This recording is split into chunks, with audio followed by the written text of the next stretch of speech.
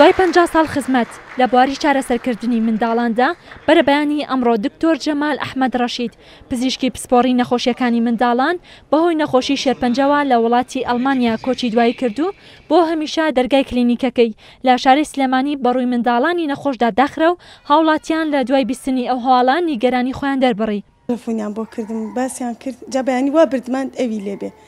ئەوی لێ نەبوو لە خەستەخانە پرسیاریشم نەکرد کە نەخۆشە بەس سەیری قەتعکەم کرد ئەویتیان نەبوویان ئەمڕۆ ئەو دانیشە بەس نیانوت نەخۆش زۆرم پێ ناخۆش بوو. دکتۆر جەمال ئەحمەد ڕەشید ئەو پزیشکە ناودارەیە کە کەم کەسەیە ناوی نەبیست بێت یاخود چارەسەری منداڵەکانی لەسەردەستی ئەو وەرنەگرت بێت. دکتۆر جەمال جگەلەوەی کە چارەسەری نەخۆشی منداڵانی دەکرد سەدان پزیشکیش لە زانکۆدا لەسەردەستی ئەو پێگەیشتون و ئێستا جێگەدەستیان لە کەرتی تەندروستیدا دیاری کردووە و بەڕێوبەری نەخۆشخانی فێرکاری منداڵانیش دەڵێت کۆچی دوایی دکتۆر جەمال جێگەی داخە و خەسارەتێکی گەورە بوو لە نەخۆشخانەکەمان.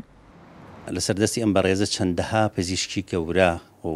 بەتوانە کە ئێستا بە هەموو ناوچەکانی جیهاندا بڵاو وڵاتانی جیهاندا بڵاو بوونەتەوە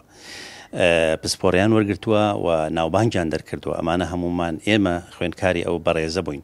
خێزان و کەس و کارەکەی کە بە دڵگەرمی و ڕەشپۆشیەوە پرسەی ماتەمینی بۆ کۆچی ناوازەی دکتۆر جەمال دەگێڕن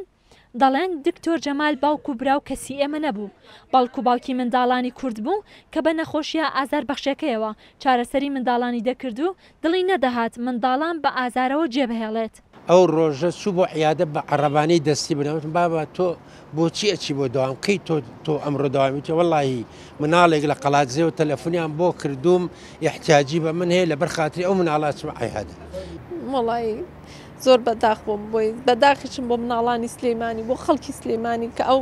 کەسە باشیان لە دەست داوە بەزیتە دەسەڵات نییە ئەمرویرایی ئەو خوای لەسەر بوو زۆر هەوڵمان لەگەڵا زۆرمان محاولە کرد کە نەجاتی بێ لەم نەخۆشیە بەس نەخۆشیەکە ساڵ بوو بەسەریا بۆ کورد هەموو شتێ بوو بۆ مناری عالەم بوو بەخوا بۆ هەمووکە بەو نەخۆشیە هاتەوە لە ئەمان کوڕەکەم دوو مناری بوو یەکێکیان نەخۆشی یەکسەر چوو بۆ لایەن بۆ ماڵەوە یعنی دکتۆر جەمال دکتۆر نەبوو قەڵایەکی گەورە بوو بۆ شاری سلێمانی. دکتۆر جەمال ئەحمەد ڕەشید پزیشکی پسپۆڕی نەخۆشیەکانی منداڵان و کەسایەتی دیاریگەلی کورد لە ساڵی 1945 لە شاری سلێمانی لەدایک بووە و لە ماوەی تەمەنیدا لە بواری پزیشکیدا خزمەتێکی زۆری بە کەرتی تەندروستی گەیاندووە بە جۆرێک کەم منداڵ هەیە چارەسەریان لەم پزیشکا وەرنەگرت بێت و سەدان پزیشکیش لە سەردەستی ئەم پزیشکا دروست بوون.